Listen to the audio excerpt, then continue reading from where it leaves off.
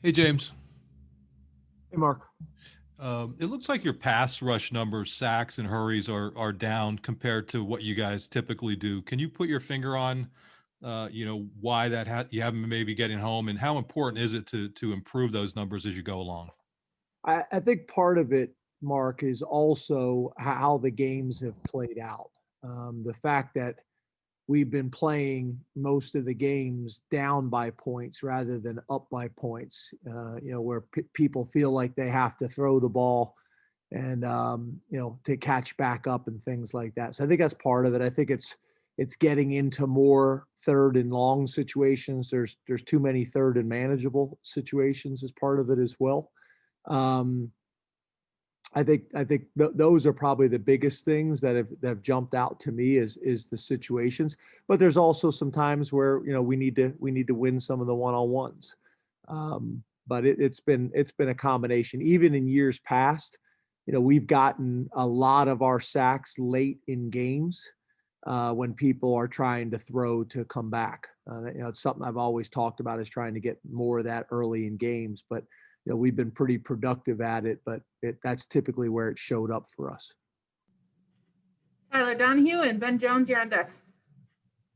Good evening, James. I would imagine this is your first practice week at Penn State in the season where you don't have a declared starting quarterback, and I'm curious how your quarterbacks are responding to that, how you see the offense responding to that, and as you make your way toward the Saturday matchup. Yeah, so I think it's gone pretty well. I mean, we've had some pretty good conversations, and we're clear, kind of with the quarterbacks about how this week was going to go, and also with the team.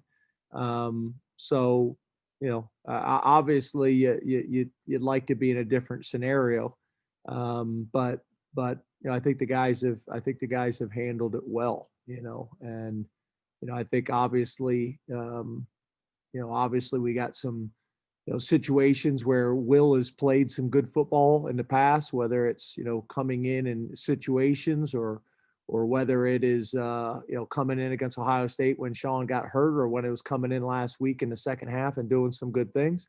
And Sean has got a history of doing good things as well. So I think there are two guys that the team trusts, and that we're going to need both of them.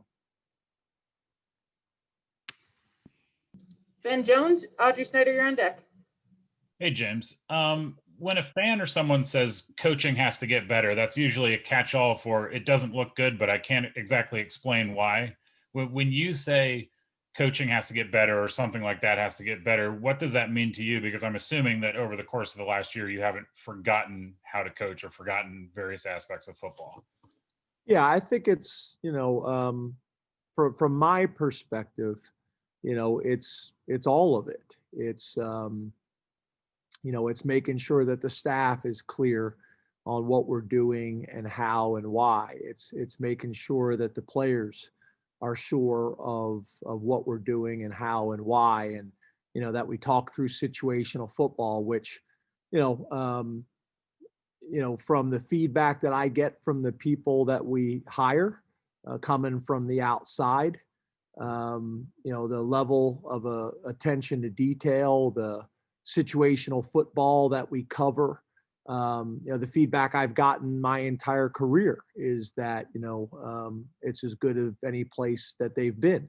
We take a lot of pride in that, and I think it's served us well. It served us well over the last 10 years. At the end of the day, right now, I get it. I get it. Those things are going to come, and they should. And they should. But as we all are aware of, and I think we all realize, there's a lot of factors. There's a lot of factors. Coaching is one of them, but there's a lot of other factors as well. Audrey Snyder, Greg Pickle, you're on deck. Good evening, James. Yeah, We haven't been in this position before with you where, obviously you guys 0-4, but what's the message to recruits right now when you're on the Zooms with them, whether it's 2021, 22, 23? What do you tell those guys right now? the truth. Yeah, I'm very transparent in recruiting. Always have been. I get into probably a little bit more of the details and a little bit more of the specifics of what's going on behind the scenes. But yeah, I'm very truthful. I'm very transparent and honest about what's going on. And, obviously there's an opportunity for them as well. But I also think that, there's a portion of the people out there that, say, kind of to Ben's comment and question just a minute ago, for 4 years, we've done some pretty good things, maybe the most successful era in Big Ten, in Penn State's Big Ten, history. And that's not happening right now. But I do think, people look at the whole situation. And, we're just very honest and upfront. And I think the worst thing you can do is avoid it. You have very direct, honest conversations, and you talk about it and make sure everybody's on the same page. And it's not always easy to do. It's not fun, jumping on those calls on a Sunday or a Monday. But you got to do it. It's part of it, and that's going to be important for us moving forward as well. Greg Pickle, Nate Bauer, you're on deck. Good evening, Coach. How are you? Good, Greg. How are you? I'm well, thanks. Sticking with recruiting, the dead period extended again, I think, as most people expected, until April. What is the challenge of that in a cycle where you really have not had much time to get kids on campus around you, some of your new coaches or any of your coaches for that matter? And when you look at that decision, what do you think has to happen to get us to a point where it is safe to have recruits back on campus again? Yeah, I don't like it for the recruits and their experience and their process. And as we've talked about before, specifically for schools like Penn State, that you have to have a very specific plan to get to. It's not something you just kind of pass, on your way to Philly, or you pass on your way to Pittsburgh or whatever it may be. So I think it's impactful. But I think at the end of the day, it's hard to justify, bringing anybody, into the bubbles that we're trying to create. Our focus and our emphasis has to be on our current student athletes. And you don't want to do anything to jeopardize them. And it's challenging as it is. But I also sympathize and understand that, we wish the recruits had an opportunity to have a normal experience. I'm worried about it from an academic perspective. I don't know when schools are going to go back to normal in-person classes. The way it's going right now, it doesn't look like it's going to be anytime soon. Our guys haven't had in-person class, I think, in over, a year now, going on a year or 2 semesters. We haven't had our normal study halls. We haven't had, our normal, academic support and tutors. And, it's challenging in a lot of different ways, and recruiting is a big one. So, I feel for these kids that are going through the process. Fortunately, some of them were able to take unofficial visits, when they were underclassmen, but it's challenging. I also think the schools that have, large numbers of, Division I prospects within their state that are, that have been over already multiple times, that helps too. Nate Bauer, John Petishnak, you're on deck. Hey, James, how are you? Good, Nate. How are you, man? Good.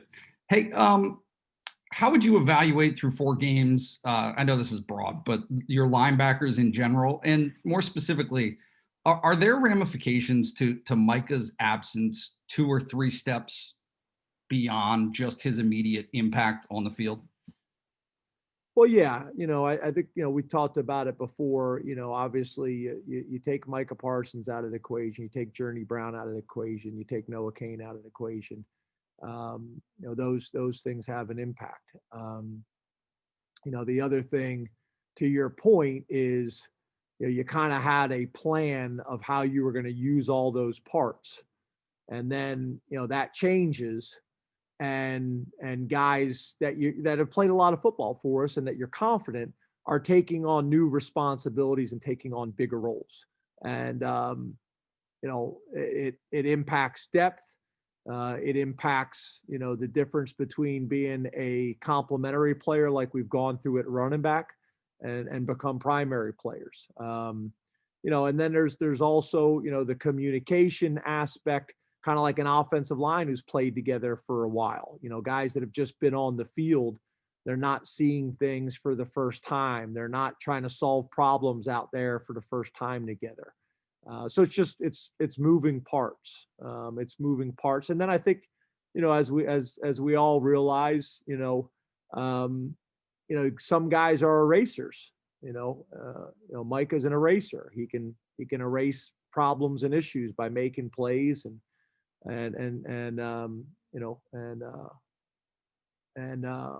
making some, whether it's tackles for loss or whether it's sacks or, those types of things, interceptions, whatever it may be. So it's an amount of production that you have to replace. And it's one thing to lose a guy at the end of the season and have all off season to prepare for that. And it's another to lose a guy right before the season starts, who was planning on being here, so it is what it is, but obviously it's a lot of production and a lot of changes. Last two questions, John Petitschnach, then New Bias Wilborn. Hey, good evening, James. Appreciate your time tonight. You too, John. Hey, a few weeks ago, you mentioned that players are resilient. I wanted to ask, what have you seen from the guys over the last few weeks that shows you that they're being resilient and will continue to find a way to be successful? Well, I think, I think what I saw, in the second half. Now, again, I know everybody wants, 4 quarters. I do too. Trust me. But I thought how we battled, in the second half of our game this past week and gave ourselves a chance to win. I think we were 17-3 in the second half. It's obvious we got to play better for 4 quarters, but I think that's a sign. I think the feedback I get from the coaches and how the guys are in meetings, the things that I see, how our guys in the weight room, how they are in the locker room after games, how they are on the bus, all of it with a lot of distractions, with not having their family the way that they normally would, with not having school the way they normally would, without being able to interact with your teammates the way they normally would. It's very different. And when times are tough, you want your support system, your normal friends, your normal coaches, and also your family. I mean, typically our guys are able to hug and kiss their families before they go in the game. And afterwards they're celebrating with them or tailgating or whatever it may be. And nobody has that right now.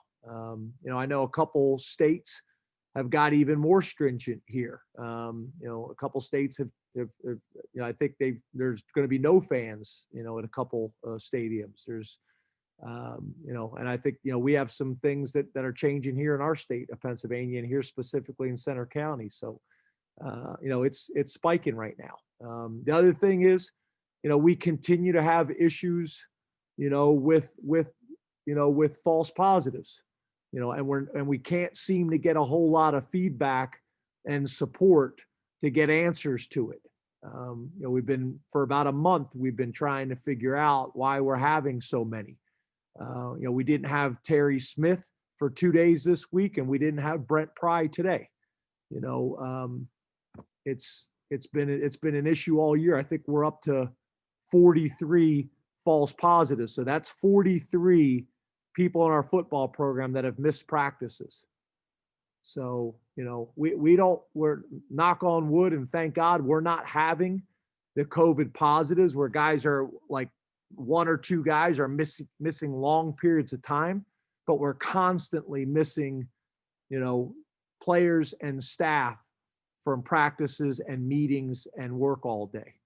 So, it's just a lot of different moving parts right now. I see all over the country, games being canceled or postponed or whatever it may be, and I think, knock on wood, I hate to say this because, it could change on you quickly, but we've done a pretty good job of keeping everybody safe and healthy, and that's my number one priority. But we also got to do that and play good football. We got to do both. I think we've done a pretty good job of one, and we got to do a much better job with the other to find a way to serve both of those masters. Last question to Bias Wilborn. Coach, you mentioned not having Terry Smith. You mentioned not having Coach Pry. I mean, and of course, having different players being out for various, like, how do you truly prepare if you have coaches? And I know next man up and everything, but how do you really do it having that much absence and you only have so much time in practice? Yeah, to your point, it's got to be next man up, and you got Zooms, you got people on computers running around at practice holding computers, and for the players and for the staff, and Coach Pry wasn't in meetings today, but we were able to have him on via Zoom, and as you can imagine, it's not the same, but again, it is what it is. Obviously, coaches and the conference and, across the country, everybody was fighting to try to get this season to work. And we knew there was going to be challenges that came with it. And there's been a lot of them. Thank you very much, Coach. Thanks, everybody.